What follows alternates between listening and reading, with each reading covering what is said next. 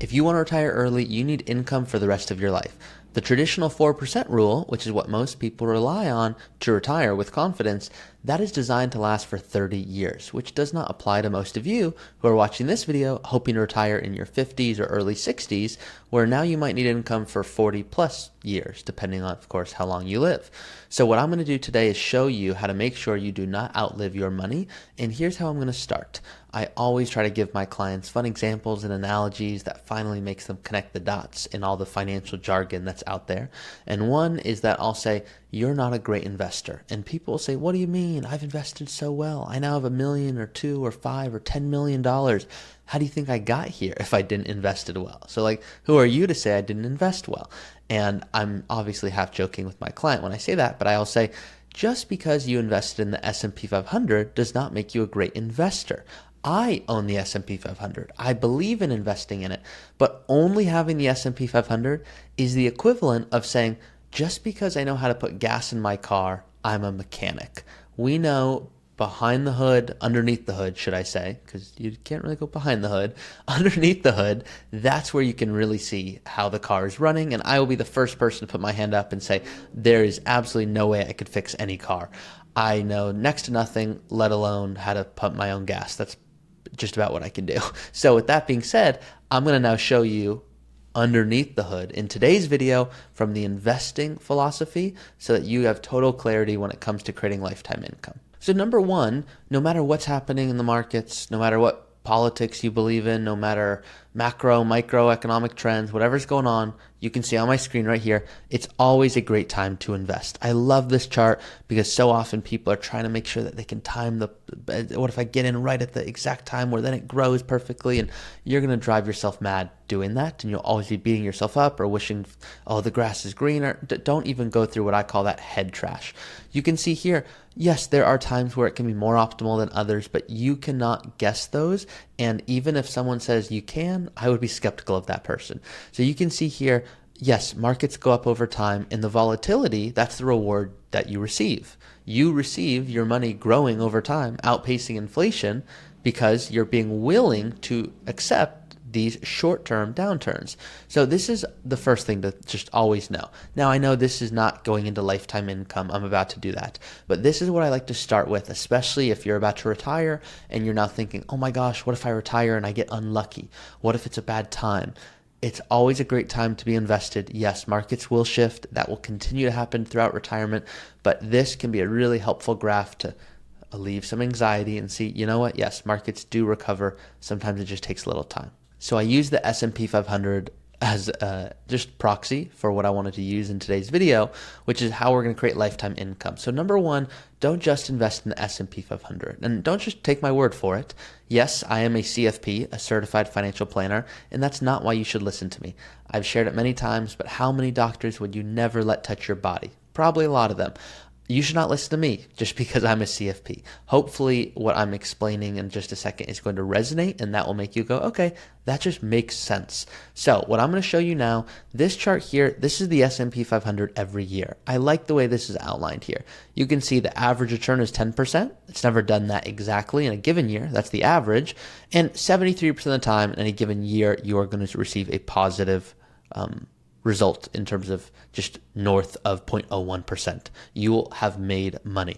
Now, I say that a little tongue-in-cheek because even if you're up 2% and inflation is up 5%, you really didn't make money, but on paper, it will say you did.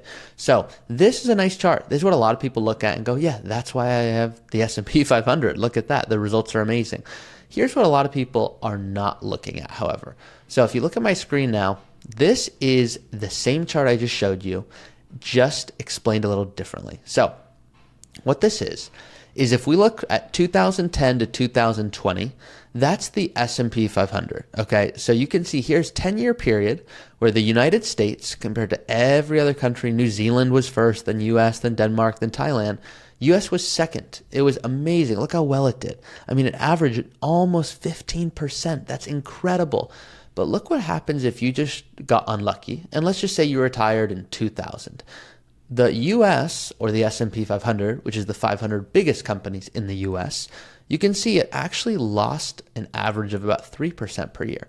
So why am I showing you this? I'm showing you this because if the S&P 500 is all you have going into retirement, hoping that's going to create lifetime income, you might get really lucky and have amazing income because of the timing of when you retire, or you might get really unlucky. And the best thing you can do is not even face this risk by diversifying into other asset classes that I'm going to explain now. So you guys know I'll often use Google to literally show you exactly how I make these videos, and that's what I want to do right now. So in real time, you're looking at my screen.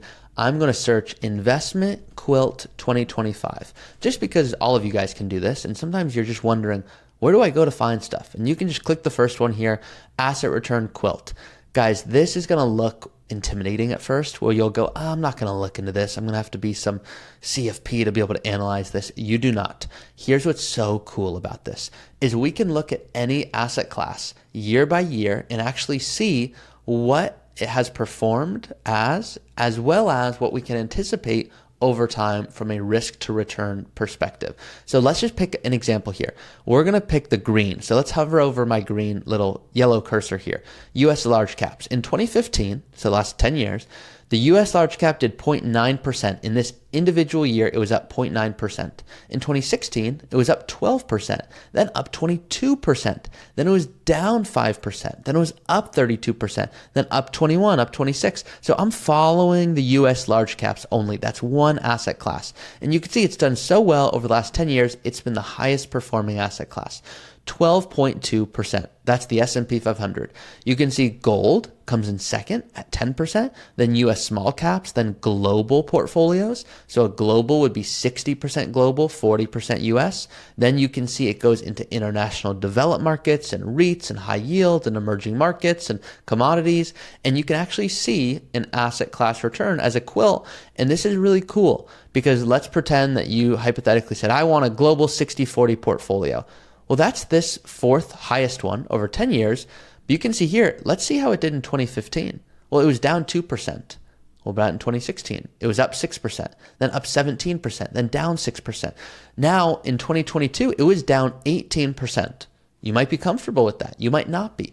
But these asset class are really helpful to see because it allows you to really look underneath the hood. Now, the favorite from my clients is this matrix book. And this is the third final tip for lifetime income is I want you to be able to understand how all asset classes move. So if we were to, for example, look at annualized rates of return, we can go ahead and do that. If we're looking over 50-year periods, 80-year periods, hundreds of years, we can actually see what's historically performed well. So let's just take a simple example here to get this. S&P 500. If you put $1 into the S&P 500, 100 years later, it grew to $14,000. That's significant. That's a lot of money. So what you can see here is in any given time period, we can look at average returns. Before I bore you to death with this is what you need to focus on. This number in the lower left here, 10.5%. That's the average return of the S&P 500. But large cap value, well, that's historically been 21,541 over 100 years. So $1 grew to 14,000. As opposed to large cap value, not just large cap growth, but value, $1 became 21,000. What about if we looked at small companies? $1 historically has grown to $47,000. Some of you are thinking, well, what's the return on that? The return on that on average is 12.1%. So yeah, 1.6% higher, but look how much more wealth is being grown. Now imagine you don't have a dollar, but $10 or $1 million. The results are significant. Small cap value, historically $1 has become $134,000. So why am I showing you guys this? I'm showing you guys this because there are sample plans that I will often go over in my videos, and one of them I'm going to show you now. So this is someone that came to me in January of 2024, and they had a lot of different investments. They had small cap stuff and target date funds and Vanguard and cash and a lot going on because they have 401ks and tons of different accounts. And what we found is when we actually looked underneath the hood, we could see how much of their portfolio was in each category. So 3% of what they had was in large value. 19% was in large growth. And then a blend, 10% of all the equities they owned was value and growth, 10% in the large section. So you can see they have a good amount of exposure, the most to small cap growth, even though small cap value has historically been the highest performer. So what we want to look at is there anything in their portfolio that could potentially subject them to not having enough income for the rest of their life? And there is, and that is this right here. 88% of their portfolio is in North America. So if North America does well, great. If it doesn't, we might be in a tough spot. And the reason we do this, I use a baseball analogy to finish this video here. The reason we do this is pretend you're 10 years out from retirement. You're trying to grow your money as much as you can so it can create more income for you in retirement. You don't need it now. You have your paycheck that's supporting your lifestyle needs. In retirement, you have no more income coming in traditionally from W-2 or if you're self-employed. So it's coming from your portfolio. Now imagine 99% of your portfolio was in large value or large growth or a blend, which is most people. Most people have the majority of their money right here in these top three. And that's the S&P 500. And so what happens is if the S&P 500 does well, that's great. But if it doesn't do well and we don't have enough in some other place, guys, we're going to have to go sell some of your large investments that might have big gains just down on the year, which means you're going to go have to sell, maybe even subject yourself to a loss to create income in retirement. That's the last thing you want to do. So what you want to do is think about it like this. If you're trying to hit home runs leading up to retirement because you have a long runway before you need that money, that's no issue with that. And by the way, when I say hit home runs, that's what I'm using, a diversified portfolio to grow my money as much as I can. Now, if there's a small portion you want to have fun with and have exposure to NVIDIA or whatever stock makes you think it's going to do really well, you want less than 5% of your portfolio in that, you're a human, you're not a robot. Have fun with it. Just don't have so much that if it doesn't do well, your retirement is off track. So I want you to think about it like baseball. If you're trying to hit home runs by diversifying and growing, beautiful. In retirement, you want more consistent singles and doubles. That's how you have income for the rest of your life. So what you want to do is make sure you have enough in every single bucket here that if any individual part of the market, large value or mid growth or small blend, is not doing well, you can pull from it to create income that you need. So today I went a little bit more into the weeds. I didn't use the traditional software I'll use, but this is just a sample report. If we want to look at how much is in large cap or mid or small cap or non-US or whatever it is, we can go in here and really look underneath the hood of your investments, of your vehicle, if you will, to see, okay, is there anywhere that we see a potential issue for? So hopefully this gave you some insights when it comes to building your own portfolio that can create lifetime income. So number one is, first of all, understand there's going to be volatility in retirement. That's natural. It's something you've experienced for a long time. Number two is don't have so much in any concentrated position or sector. That could be one position. That could also be one sector, such as, hey, I've got a ton of industrials or energy, or I'm in one asset class. And then finally, not only being diversified for the sake of it, but you don't want to have any amounts that are beyond what's necessary in asset classes, that historically haven't grown for you to the best of your ability. What I would recommend watching after this video, because today I went to detail on this, is asset allocation versus asset location. And if you look up my name, you'll see this is a common mistake where now we know how much we want to have in, for example, equities that are small cap or value or growth.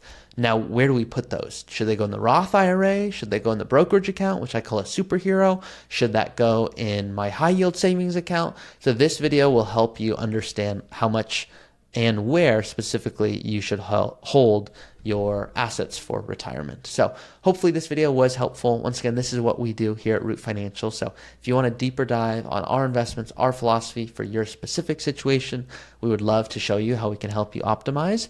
And we'll see you guys next time at the next video. Or if you'd like, of course, go to our website, rootfinancial.com. In the upper right, you'll see a little button that says see if you're a fit. If you click on that, you'll be prompted to answer just a few questions, and then we might be talking very soon. Thanks, guys.